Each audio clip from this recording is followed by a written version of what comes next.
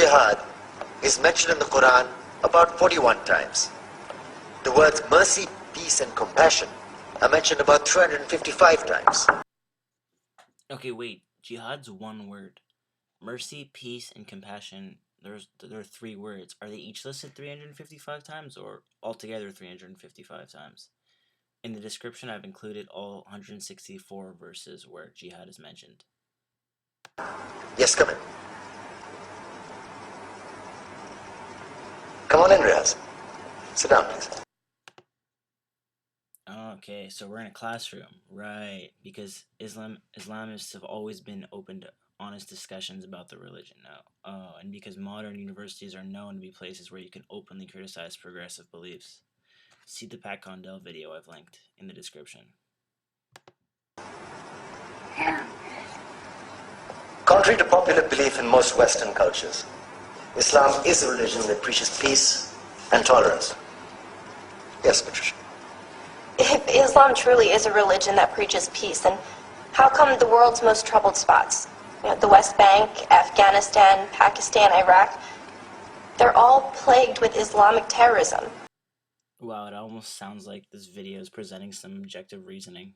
That depends on your definition of terrorism. Some might argue that the US invasions of countries like Iraq and Afghanistan are also acts of terrorism. No, those were acts of war to get rid of despotic regimes. Or a means of getting at a country's oil.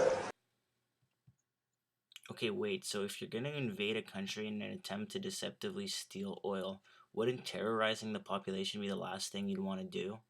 I mean, if your premise is that you're invading to disband some totalitarian regime, you're not going to terrorize the population. It's counterintuitive.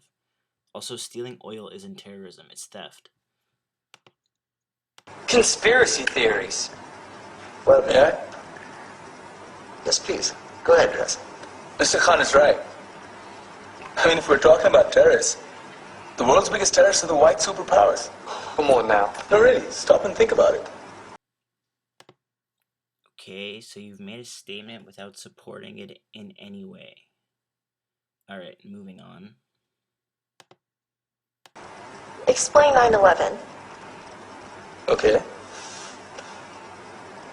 Do you know how many people died in the Twin Towers strike? Around 3,000. And do you have any idea how many people died in the bombing of Afghanistan? Holy shit, this is my favorite one. He's trying to explain why 9/11 happened by appealing to something else that happened after, in retaliation to 9/11. I don't even think that's a fallacy that even exists yet. Oh no, wait, it does exist. It's called circular cause and consequence, where the consequence of the phenomenon is claimed to be its root cause. Take a wild guess. More than 15,000 people died. And that's just conservative figures. About 50,000 tons of explosives were dropped on innocent civilians. Men, women, children. Yeah, but that was because of the Taliban. Now that you brought it up, did you know that the Taliban was a creation of the CIA? Even if that were true, even if we're going to entertain the idea that if there was an organization created by the states to fight the Russians in the 80s, that it's still the same people running it, it does not justify their actions in any way. Does the fact that Frankenstein created a monster morally justify any harm that comes to Frankenstein as a result of this?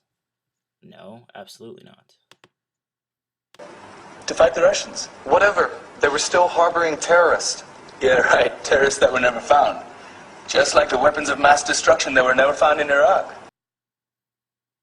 Argumentum ex silentio.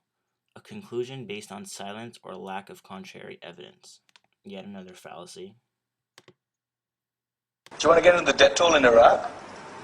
500,000 civilians and counting. Wait, American forces slaughtered 500,000 civilians? When did that happen? And what do Britain and America say when they don't find these weapons? It's simple. They just say sorry. And still refuse to relinquish control of these countries. What are you trying to say? What I'm trying to say is that just because you're American, wear a fancy suit, and call yourself the president, doesn't make you any less of a terrorist. I'm saying that if you don't stop meddling in other people's countries, you will face a backlash. Just sounds like terrorism apologetics to me. If Islam is so peaceful, why respond to violence with violence? Isn't that like the opposite of peace?